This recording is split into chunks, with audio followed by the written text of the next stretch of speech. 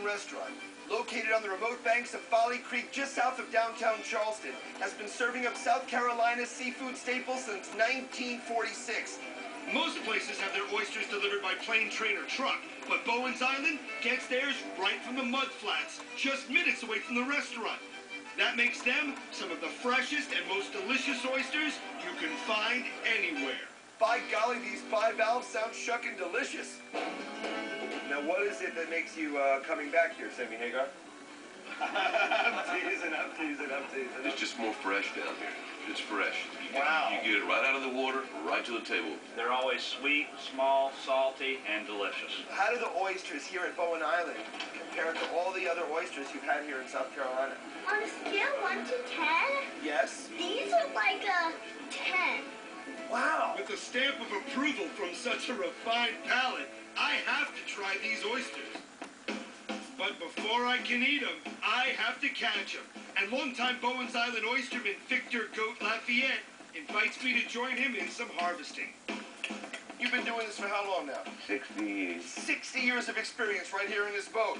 All right, I'm going to get my jacket off, get these boots on. You'll take me out? Sure. All right, let's do it. It's a quick boat ride across Folly Creek to one of the many mud flats that surround Bowens Island. And the low tide has revealed a massive oyster bed. Now, you said that if I fall on this, it will tear me up. Have you ever fallen on me? Yeah. Why'd you fall? Oh, that was drinking that other night. Oh, okay, well, good. He's only had one beer before he took me out in a boat with a club. Excellent.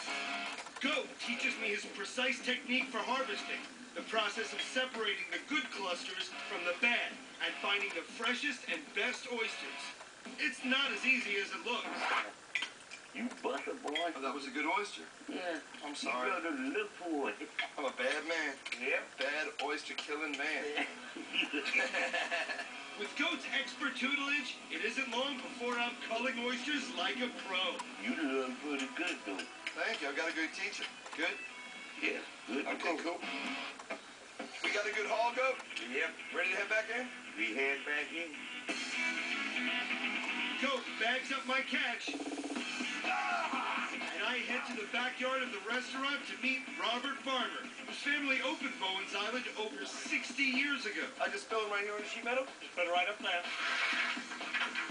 While I'm used to raw oysters, Robert prepares them the traditional Charleston way, steaming them. He douses the oysters with a generous amount of water and cranks up the heat under the steel plate cooking apparatus that his family has used for decades.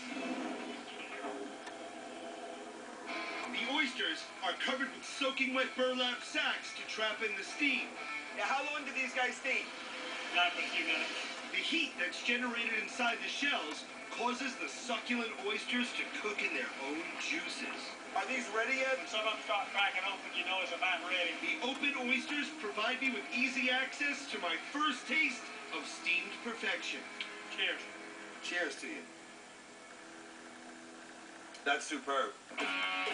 I'm trying to place the taste a little bit. Almost like a smoky cheese. There's like a butteriness to them. The oysters you have to shuck are even sweeter and juicier than the ones that open while cooking. Which do you prefer? I like mine kind of hot and wet. You know, it's a family show. I sit down with Robert in the restaurant, ready to eat more oysters with a side of fried boar stew, a mouth-watering blend of boiled shrimp, sausage, potatoes, and corn. The oysters arrive by special delivery. What in the world? That's how you serve? You're ready for oysters, aren't you? What point were you thinking, hey, how about a shovel to bring oysters to the table? That was just something that started a long, long time ago before you were born and even before I was born. In addition to shovel service, each table comes with its own personal shell receptacle. This actually goes directly to the center of the earth, where it's incinerated by the earth's core. You know, actually, Robert, I have to give you a lot of credit. In New Orleans last year, I ate 180 oysters.